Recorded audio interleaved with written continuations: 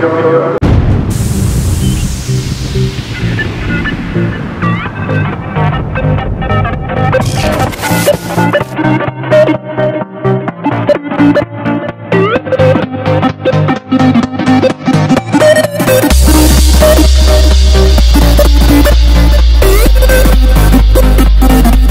moto par le cross à 5 ans et en fait de mes 5 ans jusqu'à mes 7 ans j'ai fait du cross et à mes 7 ans justement un ami de la famille, enfin presque même comme un frère pour moi, est décédé sur circuit justement ici à Manicourt et il portait le numéro 80 et c'est depuis là que je porte le numéro 80.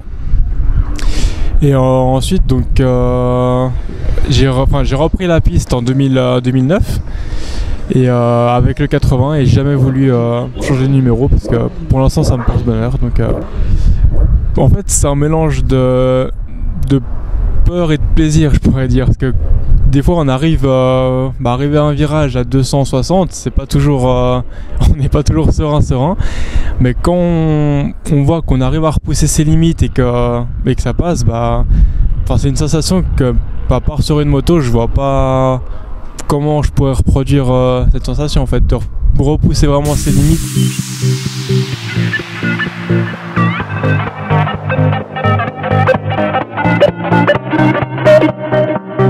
Une histoire vraiment merveilleuse et ça découle en fait de la chance parce que j'étais le soir sur Facebook et je suivais déjà un peu de loin le team où je suis maintenant, donc TCP. Et je lisais un résumé par hasard et tout à la fin j'ai vu et rappelez-vous que nous cherchons encore un jeune pilote pour le championnat de France Pirelli. Et je me suis dit qui ne tente rien à rien, donc j'ai écrit mon message sur Facebook, je leur ai envoyé et puis j'ai reçu une réponse comme quoi ça les intéressait, qu'on pouvait venir les voir à Brignoles, donc où ils sont basés vers Marseille.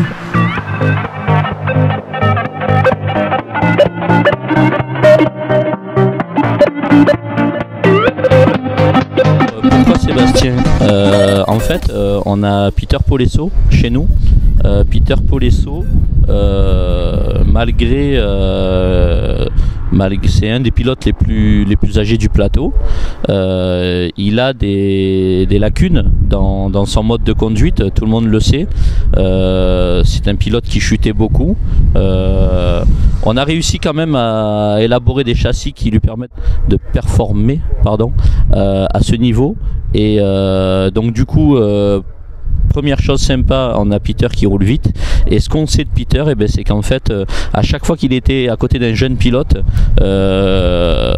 c'est devenu presque les meilleurs que moi je connaisse dans nos petits championnats régionaux, même international. Lucas Maya a commencé avec lui, on a Bertin qui est en CEV et qui roule super bien, on a plein de petits pilotes comme ça et ils sont tous passés par Peter à un moment donné parce qu'il a cette valeur humaine, ses conseils d'anciens pilotes qui fonctionnent pas mal et je voulais à tout prix avant que Peter, parce que je sais pas quand est-ce qu'il va raccrocher, hein, ça coûte cher et personne l'aide, hein, il faut le savoir, c'est très compliqué, il a plus 15 ans donc il fait tout seul avec moi, donc avant qu'il raccroche, je voulais quand même qu'il arrive encore une fois à passer son savoir au travers d'un jeune pilote. Alors même s'il raccrochera, je vais essayer de faire en sorte qu'il soit autour de nos pilotes pour les encadrer. C'est un passionné et il a toujours rêvé de faire ça, de former les jeunes. Il avait fait à une époque et je cherche un jeune pilote justement pour que Peter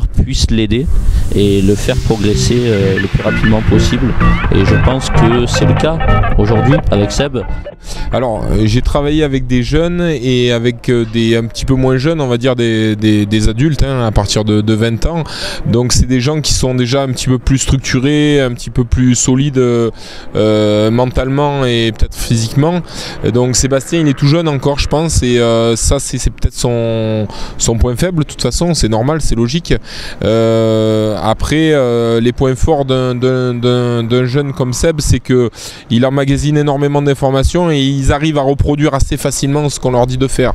Alors c'est toujours à double tranchant parce que des fois ils vont trop loin dans Enfin, ils ont du mal à se gérer, à se jauger. Mais l'avantage, c'est qu'il y a une écoute et qu'il y a un rendu derrière, quoi. Donc c'est toujours intéressant. Mais il faut faire attention à ce qu'on dit parce que des fois ils sont capables d'appliquer exactement ce qu'on leur dit mot pour mot. Et des fois, ils ont du mal aussi à eux-mêmes se jauger et se calmer tout seul, quoi, en fait, en gros.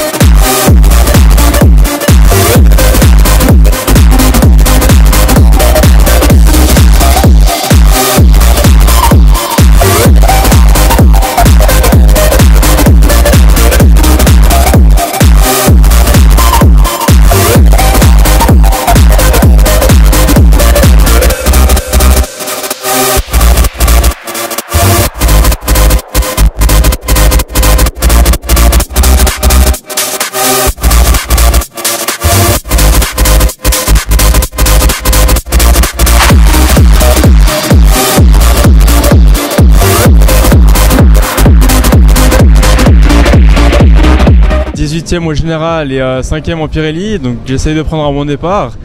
J'arrive à bien prendre les 2 premiers virages, je me retrouve assez vite 4e Pirelli, donc content de mon départ. Je croche, j'arrive sur le groupe où il y avait le 2e et le 3e Pirelli. J'arrive à passer assez vite 3e et je le distance, donc super début de course. Et malheureusement au 5e tour, casse moteur dans la ligne droite, donc ça arrive, c'est dommage parce que j'étais bien, mais on va réparer ça et repartir encore plus fort cet après-midi.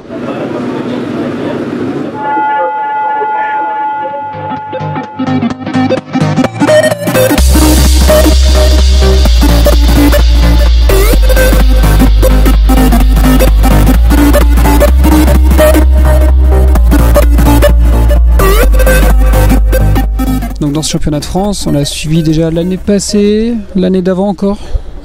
Au championnat suisse. Et bon, moi ça fait, je le connais à peu près depuis qu'il est né, si je me trompe pas, ça doit être ça, grosso modo. Donc je le suis de près ou de loin depuis ses débuts en moto, depuis ses premières compétitions sur des très petites motos, sur des 100 cm3, sur les petites Honda, sur les Moriwaki. Et c'est vrai que j'ai eu l'occasion de rouler un petit peu avec lui, maintenant plus parce qu'il me fout la honte, alors j'arrête, c'est fini, c'est mort. Mais oui, il a beaucoup progressé quand même, il a de belles années devant lui, je pense encore. Et je suis vraiment très content de voir l'évolution de ce jeune garçon.